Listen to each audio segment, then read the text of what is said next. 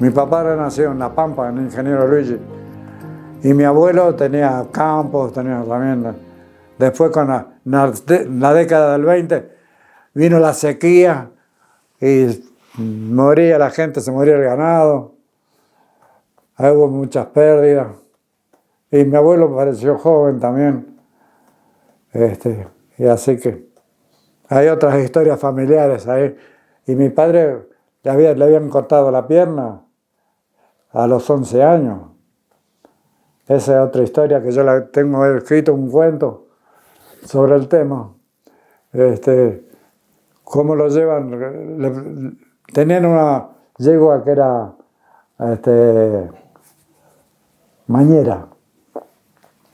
Se empacaba y se empacó y la tiró a él y cayó contra un tocón de los árboles cortaban, de los caldenas. Y bueno, se empezó a pudrir la sangre en la herida, en pleno campo. Claro. Ni médico había. El cura pasaba una vez al año, que sea para dar los matrimonios, casar matrimonio y bautizar. Así que mi abuelo tomó la resolución de llevarlo a Buenos Aires. Al hospital italiano lo internaron, ahí le cortaron la pierna, pues le dijo: señor Alemán, si usted quiere la vida de su hijo, cortamos la pierna. Si no le cortamos, se muere, no hay nada, no hay alternativa. Así que se lo habían operado bien, perdió toda la pierna. Toda la vida anduvo con muletas. Cuando probó con el aparato ese, con la pierna artificial, no. ¿Cómo se arreglaba? No sé. Pero siempre cuento yo que subía a los tranvías, cuando se largaba de los tranvías, con las muletas, sin caerse. Se ve que estaba canchero ya, porque en Buenos Aires todos hacemos lo mismo, no, nadie espera que pare el tranvía, no, se larga. Y él lo hacía también. Es una vida, un personaje extraordinario, mi hijo. Porque con todo cómo se arregló para vivir y para formar su familia. Él trabajaba en la TT, que era Telegráfico Telefónica, estábamos hablando del año 30, del año 29, cuando nací yo, o 28, o sea, fines del... ¿Cómo va a parar a Santa Fe? Porque él, cuando vino a Buenos Aires a buscar trabajo, le hizo la mansadora en la Casa de Gobierno y lo atendió don Hipólito Yrigoyen. Y él le debía su vida a don Hipólito. Porque don Hipólito tuvo que hacer la mansadora, le llamaban porque estaba 15, 20 días esperando hasta que la tienda, pero lo hacían pasar. Y cuando lo vio, hijo, ¿qué le pasa? Dice, está el problema. Bueno, le consiguió de telegrafista en la policía, que había hecho amigos con todo en la policía, tenía una barba de amigos él. Mi mamá trabajaba en la compañía entrerriana de teléfono, en Paraná, y él estaba en Santa Fe, y bla, bla, bla, bla, bla, bla. Al final después se escapaba, cruzaba el río. Se encontraba con mi mamá ahí en la placita del seminario. Por eso también tiene una historia. Bueno, la cuestión es que mis abuelos no lo querían, porque era un neri. Neri, sí. Sabemos cómo yo lo digo acá en el libro también. Bueno, la cuestión es que no lo queríamos. Por eso se ve que se querían mucho ellos. Entonces mi mamá, que no tenía un carácter débil, dijo: yo me voy con vos. Y se vino a Santa Fe con el hombre. Y ahí nací yo. Ya después, hasta el año 30, que mi padre queda sin trabajo, de todas las ganancias que tenía, esa es una historia triste. Deja sus muebles, todas las cosas a cargo de un amigo y el amigo se los vendió. Así que lo dejaron. Se fue a Buenos Aires, que estaba mi tío, el que era poeta, trabajaba en la policía, pero era escritor también. Y bueno, ahí empezamos a vivir en Buenos Aires, de la localidad de Munro. Después con los años volvemos a vivir a Munro. Pero en los primeros tiempos paramos en la casa de una tía, de la hermana de mi madre. En esa época Munro eran 4 casas locas. Otra de las historias de mi viejo me hacía levantar el domingo en la mañana para que fuera a aprender un folclore. Esas cosas. Y me contrató un profesor de baile para que aprendiera a bailar.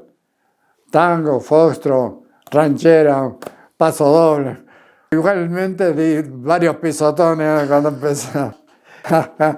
Es normal que tuvieran pisotones con las chicas amigas. Esos tiempos de la juventud también son lindos recuerdos. Ahí bailábamos folclore, íbamos a las peñas ya de High Society. Había también ahí en la Avenida Santa Fe, se bailaban, eran gente de pro del norte.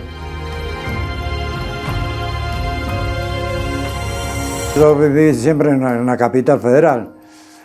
Pues por razón de trabajo vinimos a parar a Jesús María con la fábrica, hoy un Carvay. Andaba buscando una fábrica en el interior, porque la planta madre, digamos, estaba en Bécar, en la provincia de Buenos Aires. Ahí yo hago mi carrera en Bécar y estaba ya último ayudante de jefe, el jefe del ingeniero Torroja. Entonces me propusieron, dice, tiene la posibilidad, o acepta esto o se va.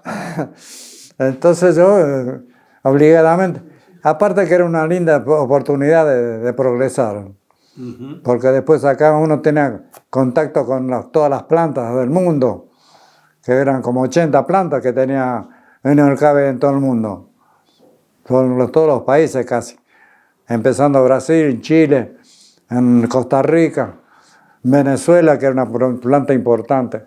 En Venezuela trabajaban con la Guardia Armada por el asunto de los guerrilleros. Bueno, hay un montón de cosas para contar. Vine acá como jefe de control de calidad y ya levantamos en el año 66 y levantamos la fábrica hasta el 88 que estuvo funcionando. La planta ya estaba porque la vía era de los que hacían la Philips Soltron, IPEC se llamaba, que la levantó un señor Morstedt. Este señor Morstedt después se tomó los repuestos. Sí, fabricaban televisores, motosierras. Está muy bien montada. Eran todos gerentes. Había como 20 gerentes. Pocos operarios. Bueno, pues la cuestión es que esos televisores duraron muchísimo. Nosotros nos hicimos cargo de la fábrica y todavía seguían funcionando. Muy buenos eran. Pero tan inteligente este individuo, los repuestos había que comprárselos a él, aparte, ¿no? Bueno, son anécdotas esas. Vine sí, de Buenos Aires con mi mujer y los hijos nacieron acá. Nos recibieron muy bien. El doctor Patiño, la gente del Rotary, en fin, todos los jefes nos trataban bien, ¿no? Y la gente de acá, estaba el señor Shaw y Tulo de la Costa. El de la Costa en la parte de compras. Y yo estaba a cargo de almacenes, que después lo mandaron a Buenos Aires a él. Y una vida tranquila, muy pueblerina, digamos, todavía en esa época. Yo le digo una ciudad de fenicios, porque muy comerciante. Todavía la sociedad rural andaba en los prolegómenos, no tenía la fuerza que tiene ahora, que la ha impulsado la educación, ha hecho tantas cosas la sociedad rural que es un motor que tira para adelante y no hay quien lo pare. Pero en aquella época, bueno, teníamos poco tiempo de salir a curiosear, porque estábamos prácticamente todo el día en fábrica.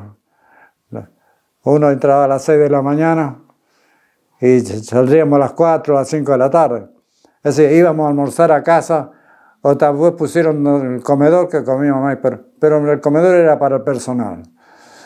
Los jefes teníamos el chofer que era Caminos, Jorge Caminos, que era, bueno, no sé qué, se falleció, creo. Y él nos pasaba a buscar, hacia la ronda, y nos llevaba. En una oportunidad, me viene a buscar a las 6 menos cuarto, 6 menos 20, y cuando pasamos estaba todo oscuro. Yo vi acá, Cortada Norteamérica era. La continuación de Norteamérica de este lado, que después se llamó Maipú. Pasamos la barrera, estaba todo oscuro, no vimos nada. Terminamos de pasar nosotros, pasar el tren, porque no había barrera, no había nada. Realmente nos salvamos porque Dios puso la mano. Y la de yo, qué tipo era, ese era un espectáculo, él con la familia y con su señora, con ínfulas de la época de antes, porque él era descendiente de yo, que fue mayordomo de Rosas. Entonces, y estaba emparentado con el general Roca. Entonces, el tipo los nombres de los hijos son todos tomados del general. Estaba la diagonal que iba Elías Esteban, que hablando los restos de don Elías están enterrados debajo del monumento ese que está en la plaza de él. En la entrada hay un monolito, por expresa, no sé si disposición de la esposa o de él, debe haber sido de la esposa. Están enterrados ahí, ya quedaron los huesitos. Bueno, la cuestión es que se corta la diagonal esa cuando le compró, vino un cargo a la municipalidad, hacía como un triángulo, y cortaba la avenida, cortaba el terreno. Entonces compraron el espacio de la calle para unir las dos. Hicimos mucha obra fue una especie de canilla de dinero que entraba al pueblo, porque los buenos sueldos que había influenciaban sobre el comercio. Llegamos a tener 4.000 empleados. Era mucha plata, mucha plata. Y lamentablemente en el 88 hubo que cerrar porque hubo una política dentro de la misma empresa. Una guerra hacían de Buenos Aires porque nosotros fijamos todas normas de scrap, de un montón de conceptos, y no les gustó nada a los de allá. Entonces ya no nos habíamos independizado de ellos nosotros. Y bueno, empezaron se pedían, qué sé yo, calzoncillos largos, tomen. Pedía, quiero linterna con motor, qué sé yo, lo que se le ocurriera, y compre. Entonces de allá de Estados Unidos dijeron que la firma Purina había compró las 80 plantas después del desastre en la India de Bhopal. Eso, y aparte hubo otro accidente similar en Estados Unidos con bastantes víctimas, una contaminación. Entonces vendieron y dijeron en Estados Unidos, esta planta que está en Jesús María, ¿cómo gastan tanto? Pues, hubo una política interna Y dice, la cerramos. Chao. Quedó la planta, chochos quedaron solos. Al año, a los 2 años, volaron ellos también. Y está funcionando la de Brasil, esta vez muy importante. En el año 71 hay un problema con la calidad del material.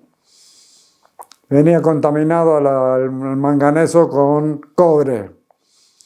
Entonces se formaban pilas chiquitas dentro de la misma pila. Entonces, y se picaban, al diablo una producción. Y bueno, por algún lado tenía que saltar la cosa, yo era el jefe, tenía que ver. Pero no me dijo nadie, me dijo. Estábamos atrás. Y bueno, señora, acá está la renuncia, firme. Y a otra cosa. Nos pusieron un chico asturiano que éramos muy amigos también en Buenos Aires. En fin, incluso con el Beto Sivieri, que se hizo cargo después, también éramos amigos. Todos conocidos por razones técnicas. Y estuve en el 71, ahí estuve trabajando primero salí a buscar trabajo, pero por la edad que tenía ya no me tomaban en ningún lado. Tengo un amigo allá en Buenos Aires y dice, mira, este fichero que hay están todas las condiciones tuyas. Era una situación difícil para mucha gente en esa época. Y así que volví y don Agüero, don Javier Agüero, muy amigo de Tulo, entonces me hizo entrar en la Fiat, acá en la usina, donde estuvo la usina. Y así que ahí lo conocí a Cúchero, estábamos Cúchero y Ispizo, el gallo. Ahí estuve como 2 años y venía siempre el ingeniero Enol, que era el vicedirector, vicegerente en una ESA. Y conversando así, dice, usted es químico, que se llama. Entonces, me hizo entrar allá. No entré como químico porque ya estaba el químico de ellos, ya estaba ahí Kawachi también, todo qué sé yo.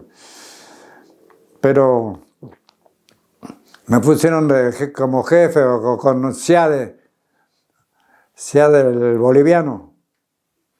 Sí. Que la hermana tenía la farmacia. Sí. Así que trabajamos juntos. Ahí conocí a otra gente muy buena. Pero la cuestión es que compramos el terreno acá. ¿Cómo es que se llama el que está Don Castiglia? Castiglia nos vendó el terreno este. Esto era también de los Lacanos Chegoyen, o sea, de los descendientes de Gregorio Carrera. Estaba la casa paterna, estuvo hasta hace poco, que lo voltearon y hicieron departamento.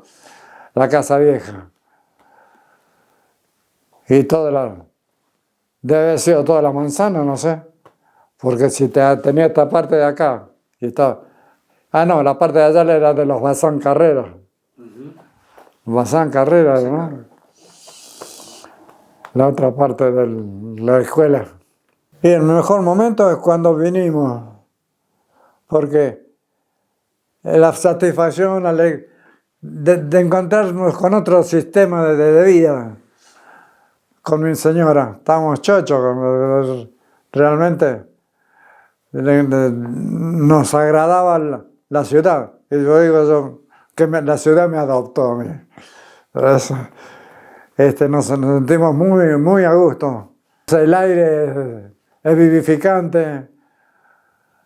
Todas las condiciones dadas para vivir bien. Yo diría que yo quisiera volver a ese tiempo. Ahora está muy difícil todo. Si uno pudiera volver al principio, digamos. Disfrutar con los amigos en la calle. Que se hacía la comida ahí en lo de Bogio, la cuadra de él, cerraban, con el permiso de la municipalidad, cerraban la cuadra y ponían toda la mesa y todos los vecinos a comer, a festejar la Navidad y el Año Nuevo. Y veníamos los que no éramos de la calle, pero también estábamos. Que se podía estar tranquilo, no pasaba nada, todo el mundo estaba con la casa abierta. Pero toda gente buena eran. En general todos. No había gente mala en Jesús María en esa época. Sí, mi padre tenía una hermosa biblioteca también, que ahí me la devoré esa. Tenía, aparte era autodidacta él, había aprendido inglés, hablaba bastante, todavía se acordaba de su juventud. La poesía aparece, más o menos empecé a escribir a los 15, 16 años, ¿no? Como siempre por amor, por la chica, pero siempre escribiendo a escondidas. Así, ¿no? Es decir, recién al cumplir 29, 28, 29 años,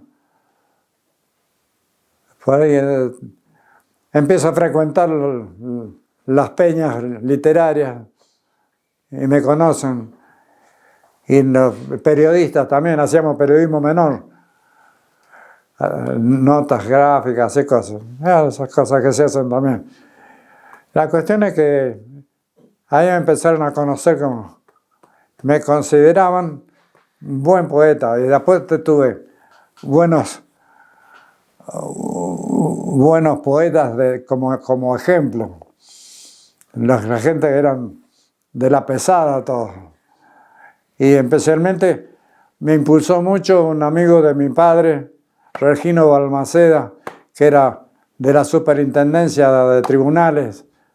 Él andaba con el bohemio, el sombrero, con el poncho y los moños volador, un típico bohemio. Y él me guió bastante, porque era también un poetazo. No, gente, no, felizmente. Y yo venía de buen extracto porque tenía el profesor de castellano, los profesores también muy buenos. Tenía una base ya de la primaria, porque era otro tipo de primaria. La primaria te tenía que estudiar y sobre todo en la parte del lenguaje y todo eso se te cuidaba mucho. Te hacían buscar la familia de palabras. Tengo los libros de la primaria todavía por ahí, escondidos.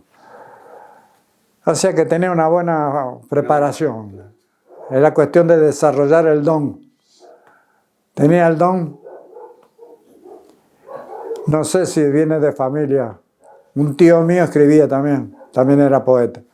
Así que digo que algo habrá en los genes. Yo era laboratorista, empecé así en el laboratorio, mientras hacía los análisis, cosas, escribía. No, eso no me afectaba al trabajo, porque uno escribe, después corrige. Pero la cuestión es que tenía como 4 o 5 libretas que en un arranque de furia con mi señora los rompimos. Desapareció toda mi promoción primera.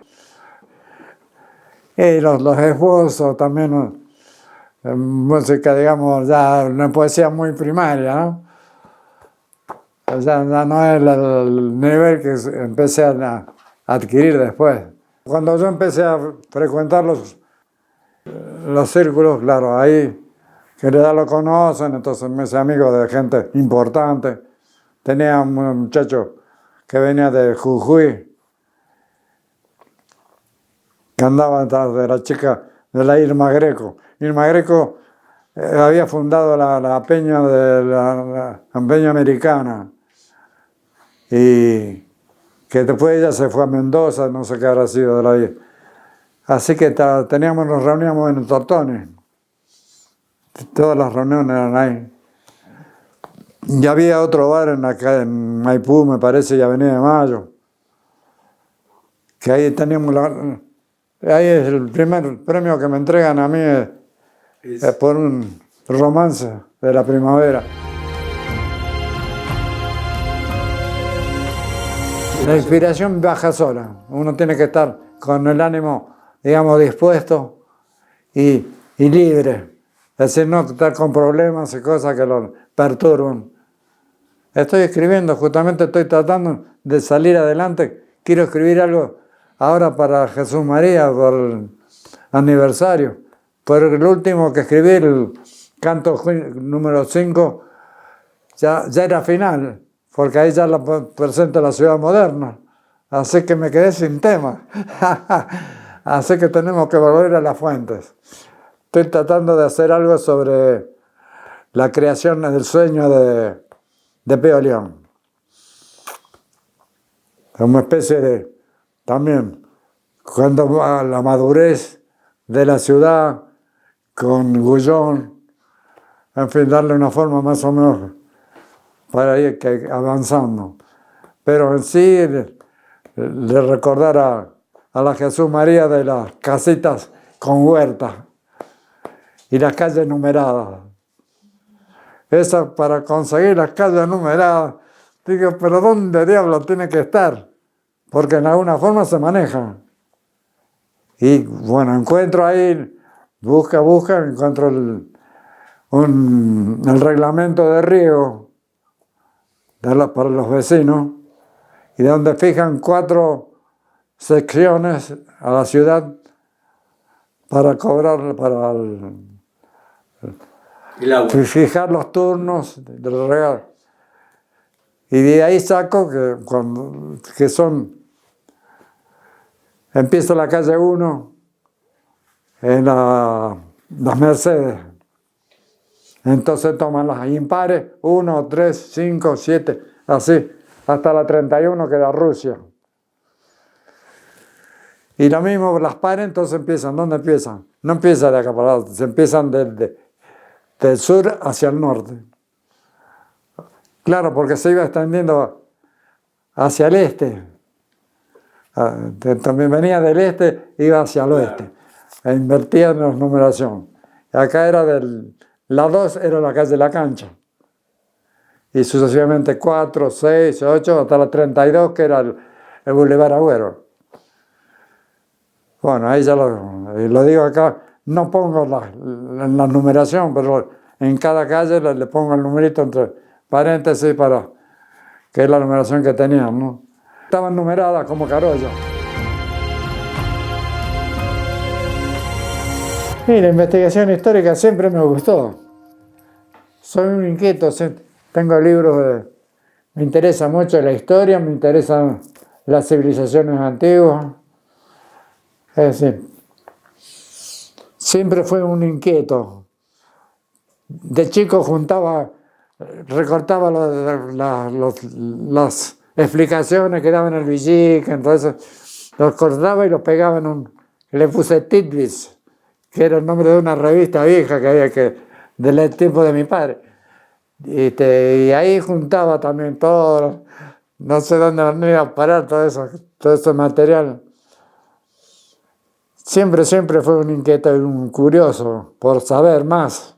Bueno, pero también he hecho periodismo, entonces ya tenía un poco de base, colaboraciones así, en el Social de Docsú, era un diario de Docsú en la capital. Ahí también tengo traducciones del himno inglés, el americano.